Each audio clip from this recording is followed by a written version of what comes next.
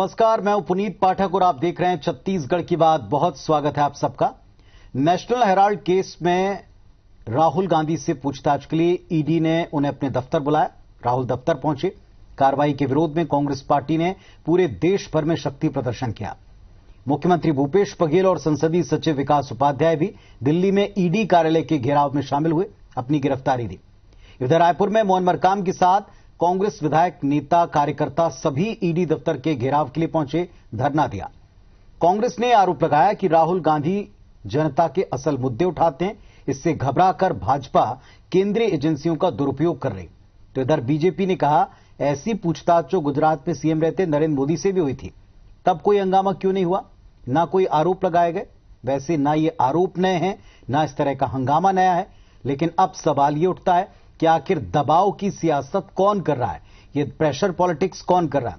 इस सवाल का जवाब जानेंगे हम। हमारे साथ में जो पैनल में जुड़े हैं, शिशुपाल सोरी साहब हैं, कांग्रेस पार्टी के विधायक महोदय, और शिवरतन शर्मा जी हैं, भारतीय जनता पार्टी से विधायक महोदय। दोनों से पूछेंगे, लेकिन इसके पहले एक आपको रिपोर्ट दिखाते हैं।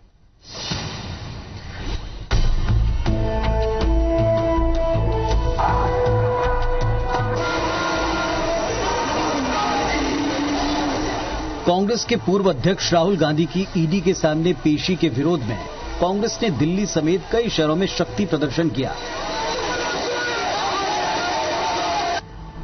मुख्यमंत्री भूपेश बघेल ने दिल्ली में कांग्रेस के वरिष्ठ नेताओं के साथ ईडी कार्यालय का घेराव किया, जिन्हें गिरफ्तार किया गया। इधर रायपुर में पीसीसी अध्यक्ष मोहन मरकाम के नेतृत्व में कांग्रेसियों ने ईडी दफ्तर के सामने बैरिकेड्स पर चढ़कर केंद्र के खिलाफ नारेबाजी की।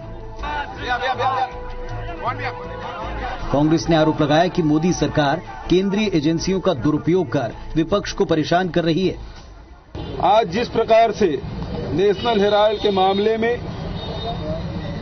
हमारी पार्टी के नेता को तलब किया गया है और इसके खिलाफ में हजारों कार्यकर्ता पूरे देश भर में विरोध करते हैं। आम जनता के मुद्दा को हमारे नेता आदरणीय राहुल गांधी जी लड़ते हैं, जनता की आवाज बनते हैं, तो केंद्र सरकार को तकलीफ होती है।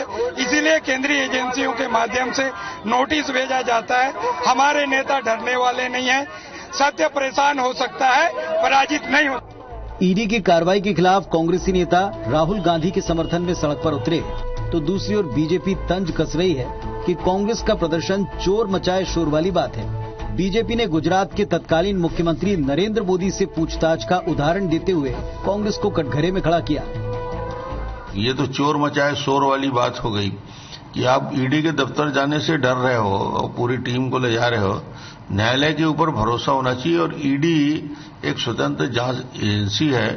तथ्य यदि नहीं है तो फिर चिंता करने की जरूरत नहीं होनी चाहिए। नेशनल हेराल्ड मनी लॉन्ड्रिंग मामले में राहुल गांधी की पेशी और उसे लेकर कांग्रेस की पावर पॉलिटिक्स जिस तरह नजर आई, उसने दिल्ली से लेकर रायपुर तक माहौल को गरमा दिया। लगता नहीं कि मामला जल्द शांत होगा। अब सवाल ये, ईडी की कार्रवाई से किसको कितना फर्क पड़ता है। राजेश मिश्रा, IBC 24, रायपुर। तो हमारे साथ में शिशुपाल सोरी जी और शिवरतन शर्मा जी जुड़े हैं। आप दोनों को नमस्कार। इस मंच पर बहुत स्वागत है आप दोनों का। शिशुपाल सोरी साहब, जो कांग्रेस पार्टी ने प्रदर्शन किया आज पूरे देश में, एक तो उसको कांग्रेस का शक्ति प्रदर्शन बताया गया, दूसरा एक टिप्पणी की गई, चोर मचाए शोर वाली कहावत से चरितार्थ हो रही, क्या उत्तर है? पुनीत जी, ये ना चोर मचाए शोर वाला मामला है, ना और किसी तरह का मामला है। ये एक विरोध है उस तरीके का जिस तरीके का इस्तेमाल करके बीजेपी दबाने का प्रयास करती है अपने विरोधियों को। पूरे देश में अभी जो ईडी के द्वारा जो कार्रवाई किए जा रहे हैं चुन चुन के, इससे साबित हो गया है कि विरोधियों के खिलाफ ही कर रहे हैं। और उनके जो पनाहगार हैं, मैं नाम लेना नहीं चाहूंगा, पर जो उनके पार्टी में जाके शामिल हो जाता है, उनके 100 खून माफ। और अभी आप देखे होंगे कि अब इलेक्शन मोड में आ गया है। हमारा जो आरोप, हमारा जो विरोध है, वो इस बात का नहीं है कि वो जांच में हम कोई अड़ंगा डालना चाहते हैं। जांच हो, और नेशनल हेराल्ड मामला कोई कल का है कि क्या साल भर का है, ये तो बहुत पुराना मामला है। ये तब भी चल सकता था। पर जब अब इलेक्शन मोड में है, अभी बहुत सारे स्थानीय निर्वाचन होने वाले हैं, अभी एक साल जुम्मा रह गया है हमारे इलेक्शन को, और 1.5 साल के लगभग हमारे संसदीय चुनाव को होना है। ऐसी स्थिति में जो मुद्दा उठाया जा रहा है उससे हमको आपत्ति है। दूसरा मैं ये बात कहना चाहता हूं कि राजनीति में बहुत सारे सच्चाई क्या है इस पे लोग बाग विश्वास नहीं करते, बल्कि आजकल जो सोशल मीडिया में और जो इस तरह के जो अटकलें चलती है, किसी भी आदमी के चरित्र पे आप एक ऐसा डाउट क्रिएट कर दो कि इसका एक तात्कालिक लाभ लोगों को मिले, तो ये जो गंदा खेल जो खेला जा रहा है, और मैं समझता हूं कि राजनीति में ये दावपेच कोई नया नहीं है, किंतु जिस तेजी से बीजेपी सरकार इसको अपने पक्ष में करने के लिए जो ये हथकंडे अपना रही है उसका विरोध है। और ये विरोध प्रतीकात्मक जो आज हुआ है, अगर ये स्थिति रही विपक्ष के आवाज को दबाने के लिए, अगर इसका दुरुपयोग होता रहा तो ये पूरे देश में और सभी राजनीतिक पार्टियां इसको विरोध करेंगी। और मैं एक बात बताना चाहता हूं कि विरोध का जो स्वर है ये प्रजातंत्र के हित में होता है, और इसका तो सम्मान करना चाहिए सब लोगों को कि विरोध इस तरह की जो कार्रवाई है वो बाद में भी हो सकती है, पहले भी हो सकती थी, किंतु जो समय उन्होंने निकाला है वो गलत है। शिवरतन शर्मा जी, आपने सारी बातें सुनी। 3 बातें हैं सवाल के तौर पर। आपने टाइमिंग जानबूझ करके चुनी, केंद्रीय एजेंसियों का गलत इस्तेमाल किया जाता है अपने विरोधियों को चुप कराने के लिए, और मुद्दे की बात चूंकि राहुल गांधी उठाते हैं इसीलिए बीजेपी को वो खटकते हैं। तीनों का उत्तर दें। पाठक जी, माननीय सोरी जी ने एक बात बहुत सही कही है, ये केस आज का नहीं है, बहुत पुराना है। 2012 में श्री सुब्रमण्यम स्वामी कोर्ट में गए और 2014 में कोर्ट ने 6 लोगों के खिलाफ समन जारी किया। सोनिया गांधी जी, राहुल गांधी जी, मोतीलाल वोरा जी, भास्कर फडणवीस जी, सुमन दुबे जी और सैम पित्रोदा जी। अब आज 2 लोग इस दुनिया में नहीं। प्रश्न ये है कि कोर्ट के निर्देश पे समन जारी हुआ, कोर्ट के निर्देश पे ईडी को मामला ट्रांसफर हुआ, और ईडी आज अगर उस केस में उनको बयान देने के लिए बुला रही है तो इसमें लोकतंत्र की हत्या कैसे हो गई? आपको न्यायालय पर भी विश्वास नहीं है। माननीय नरेंद्र मोदी जी मुख्यमंत्री थे और लगातार उनको जांच के लिए बुलाया गया और 9 घंटे लगातार पूछताछ की गई। उस समय लोकतंत्र की हत्या नहीं हो रही थी। आज राहुल गांधी जी और सोनिया गांधी जी को सम्मन किया गया है तो लोकतंत्र की हत्या हो गई। माननीय अमित शाह जी स्वयं मिनिस्टर थे, केंद्रीय गृह राज्य मंत्री गुजरात के थे। सीबीआई ने उनको गिरफ्तार किया कोर्ट के निर्देश पे, उनको एक निश्चित समय सीमा के लिए गुजरात से बाहर रहने का निर्देश दिया। उस समय लोकतंत्र की हत्या नहीं थी। आज अगर इनके नेताओं को बुलाया जा रहा है तो लोकतंत्र की हत्या हो गई। और दुर्भाग्यजनक बात यह है माननीय पाठक जी का जिस केस में राहुल गांधी जी तलब किए गए वो सीधा 5,000 करोड़ रुपए के घोटाले का मामला है। नेशनल हेराल्ड की प्रॉपर्टी को जिस सुनियोजित ढंग से यंग इंडिया के नाम पे ट्रांसफर करके 76% का शेयर सोनिया गांधी जी और राहुल गांधी जी के नाम पर रख करके कब्जा किया गया, भ्रष्टाचार का मामला है। अब ठीक है, सोरी साहब दोनों बातों के उत्तर दें। एक तो मामला गंभीर है और दूसरा है कह रहे हैं लोकतंत्र की हत्या कैसे, कुछ उदाहरण उन्होंने दिए।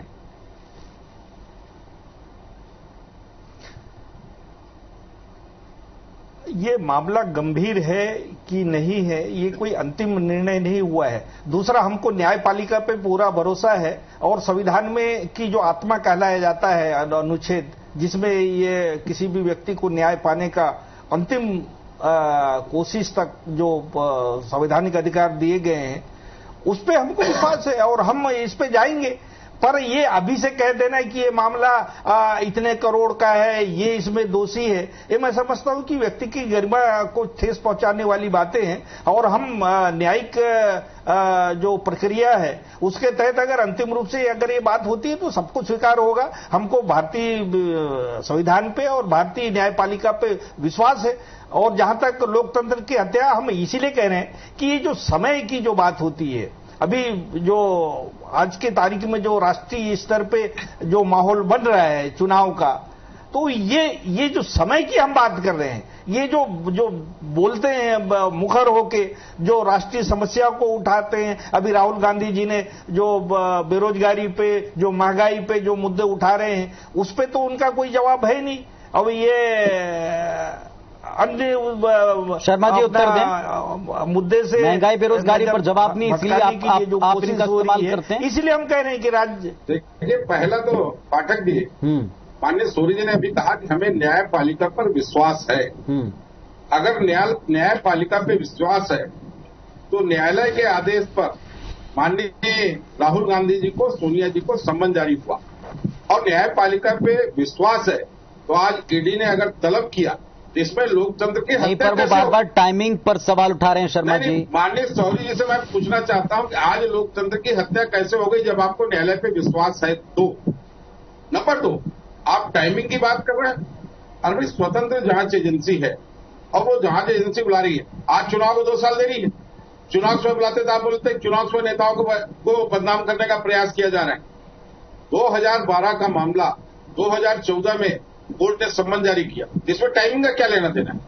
जो करप्शन है वो करप्शन है, चाहे वो किसी भी समय पे हो।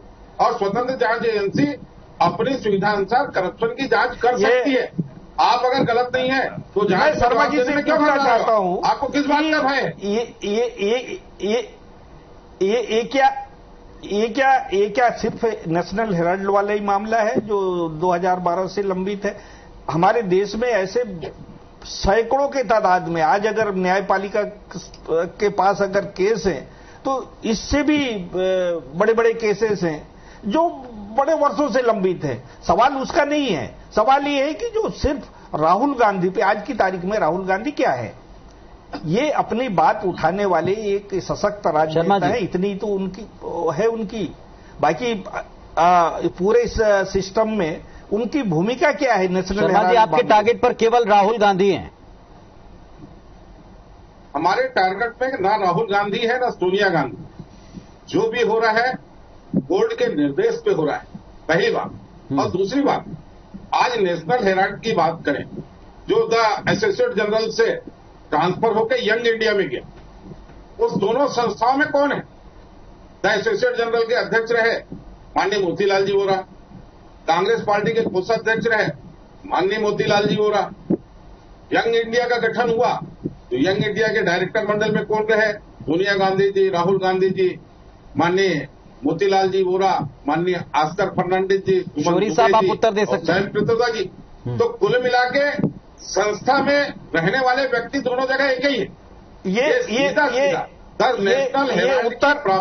ये उत्तर देंगे और आज भी पूछताछ में हमारे राहुल जी उपस्थित हुए, उन्होंने जवाब दिया और ये लड़ाई जारी रहेगी। पर हमारा सिर्फ ये है कि टारगेट करके जो कार्रवाई हो रही है, और ये केवल इसी केस की नहीं है, पूरे भारतवर्ष में जितने भी अभी हो रहे हैं विरोधियों के को उसको कटघरे में खड़े करने का जो प्रयास हो रहा है, वो एक लगता है कि एक षड्यंत्र के तहत हो रहा है। इस षड्यंत्र के खिलाफ ये हमारा जो कांग्रेस पार्टी का आंदोलन है और इसके पूरे विपक्ष का, क्योंकि हम एक जवाबदार विपक्ष में की भूमिका हम निभा रहे हैं, तो हम अपनी भूमिका निभा रहे हैं और प्रजातंत्र में विपक्ष की भूमिका बहुत महत्वपूर्ण भूमिका होती है। शिवरतन शर्मा जी, शिवरतन शर्मा जी, एक सवाल के साथ ब्रेक के बाद मैं लौटूंगा। ये केवल कांग्रेस पार्टी ने नहीं कहा बल्कि शिवसेना ने भी कहा, पश्चिम बंगाल में ममता जी ने भी कहा, जो तमाम विपक्ष के लोग हैं वो सारे देश में कह रहे हैं कि आपने केंद्रीय एजेंसी को एक तरह से अपना टूल, अपना एक हथियार बना रखा है और जब कोई अपनी आवाज बुलंद करता है केंद्र के खिलाफ तब आप इसका उपयोग करते हैं। हालांकि नए आरोप नया है, कभी आप लगाते थे, अभी आरोप आपके ऊपर भी लग रहा है, तो इस आरोप को आप कैसे लेते हैं? ये केंद्र की एजेंसियों का इस्तेमाल क्यों और किस तरीके से कर रहे हैं? क्या इस बारे में कोई ट्रांसपेरेंसी नहीं है? क्यों बार बार ये शक के दायरे में आ जाती हैं? क्या इससे पूरी कार्रवाई सवालों के घेरे में जनता के बीच में नहीं जाती है? शिवरतन जी, बार बार विपक्ष का कोई भी दल हो, कोई भी स्टेट हो, चाहे महाराष्ट्र आप उठा लें, वेस्ट बंगाल उठा लें, जहां कहीं भी आपकी पार्टी की सरकार नहीं, वहां सबका यह कहना है केंद्रीय एजेंसियों का दबाव है ताकि वो आवाज न उठा पाए। पाठक जी, पश्चिम बंगाल में विधानसभा चुनाव के बाद हिंसा हुई और उस हिंसा में सत्तारूढ़ पार्टी के लोग शामिल थे। प्रदेश सरकार कोई कार्रवाई नहीं कर रही थी। हाई कोर्ट के आदेश पर सीबीआई ने जांच वहां शुरू की। तो क्या ये केंद्रीय एजेंसी का दुरुपयोग हो गया? क्योंकि सीबीआई को जांच का आदेश हाई कोर्ट ने दिया। दिल्ली में, बॉम्बे में, चाहे अनिल देशमुख हो, चाहे नवाब मलिक हो, जिनका मामला सर्वविदित है अनिल देशमुख के खिलाफ, वहां के बड़े अधिकारी ने, पुलिस कमिश्नर ने कहा कि 100 करोड़ रुपए महीना मांग रहे हैं और उसमें अगर भी गिरफ्तारी हो और जांच हो, क्या इसमें राजनीति हो गई? छत्तीसगढ़ में अगर ओपी चौधरी कोयला चोरी की शिकायत करते हैं, वीडियो वायरल करते हैं, तो कोयला चोरों के खिलाफ कार्रवाई करने के बजाय ओपी चौधरी के खिलाफ मामला कायम हो जाए, लोग उसके विरोध में सड़कों में उतरे तो 16 भारतीय जनता पार्टी के कार्यकर्ताओं के खिलाफ मामला कायम हो जाए। ये लोकतंत्र है। और जहां कोर्ट के निर्देश पे कार्रवाई हो तो वहां लोकतंत्र की हत्या हो गई। ठीक है, हर जगह, लेकिन हर जगह कार्रवाई से ज्यादा टाइमिंग सवालों के दायरे में आई। शिशुपाल जी, सवाल टाइमिंग है। जब घटना घटित होगी तब कार्रवाई होगी, इसमें टाइमिंग का कोई प्रश्न ही नहीं उठता। भाई ऐसा है, हमारे शिवरतन भैया बहुत ही वरिष्ठ और मजे हुए राजनेता है। तो ये बातें देख रही है जनता, जानती है। कोई भी राजनीति जानने वाले लोग जो पूरे देश में जिस तरह से ईडी के छापे हो रहे हैं और भी जो केंद्रीय एजेंसियों के छापे हो रहे हैं और चुन चुन के इसके खिलाफ है। हम ये नहीं कह रहे हैं कि नहीं होनी चाहिए कार्रवाई। उन्होंने बहुत सारे उदाहरण दिए, सब पे कार्रवाई हो रही है और सब में जांच हमारी राज्य सरकारें कर रही है। पर जिस तरह से चुन चुन के जो टारगेट किए जा रहे हैं उसके खिलाफ हमारा आक्रोश है। और ये सीधी बात है कि जब राहुल जी जब मामला उठाते हैं और उसकी जवाब जब इनके पास नहीं होता, और भी बहुत सारी बातें हैं। शर्मा जी, वही बात है कि मामले दबा के रखे जाते हैं और जब चुनाव का समय आता है या जब वो व्यक्ति आवाज उठाने लगता तब वो मामले खोले जाते हैं। पाठक जी, ना अभी कहीं चुनाव हो रहा है, ना 4-6 महीने भविष्य में प्रदेश में या देश में कहीं चुनाव होने वाला है। छत्तीसगढ़ में ईडी के अधिकारी आते हैं, अधिकारियों के घर को पुलिस से घिरवा दिया जाता है कि ईडी के अधिकारी अंदर ना जा पाए। मुख्यमंत्री निवास पूरी तरह से घेर दिया जाता है कि ईडी निवास, ईडी के अधिकारी अंदर ना जा पाए। ये कौन सा लोकतांत्रिक तरीका है? शौरी साहब उत्तर दें। इनकम टैक्स के अधिकारी आते हैं, उनको काम करने नहीं दिया जाता, उनकी गाड़ी जब्त कर ली जाती है, तब लोकतंत्र कहां चला जाता है? माननीय शौरी जी राजनेता बनने के पहले एक वरिष्ठ आईएएस रहे हैं, रिटायर्ड आईएएस हैं। ये शासन प्रशासन के कार्रवाई के ढंग को वो बहुत अच्छे ढंग से जानते हैं। शौरी साहब उत्तर दें। मजबूरी है कि वो कांग्रेस के विधायक है, इसलिए उनको पक्ष लेना जरूरी है। और जब न्यायालय के आदेश पे कार्रवाई हो रही तो किसमें लोकतंत्र की हत्या हो गई भाई? नहीं, ये पूरी हम जांच में पूरे साथ दे रहे हैं। ऐसा कोई बात नहीं है कि इसमें कोई अड़ंगे डालता हो, पर हमारा जो चुन चुन के और जो एक समय जो है उस पे जो कार्रवाई हो रही है, इससे एक भ्रम की स्थिति पैदा करने का है और कुछ नहीं। सच्चाई तो जो होगी कोर्ट में होगी। और चलिए ठीक है, दोनों पक्षों की बातें जनता के बीच में स्पष्ट हैं। कांग्रेस पार्टी का ये साफ तौर पर कहना है कि उन्हें ना कार्रवाई से कोई चिंता है, ना कोर्ट के ऊपर अविश्वास जैसी स्थिति है, लेकिन ये टाइमिंग सोच समझ के रखी गई क्योंकि केंद्रीय एजेंसियों के दुरुपयोग के आरोप पहले भी लगते रहे। दूसरी तरफ से कहना है कि साहब पहले भी बाकी लोगों पर कार्रवाइयां की गई हैं, तो फिर आप पर हो रही तो आप क्यों सड़कों पर उतरे? और जनता वाकई बेहद समझदार है। दोनों पक्षों के तर्कों को टोल मटोल कर और अपने आधार के ऊपर जो तर्क सुनाए गए, अपने तर्कों के आधार के ऊपर वो इसका वक्त आने पर जवाब देती। शुक्रिया आप दोनों का अपनी बात रखने के लिए। नमस्कार।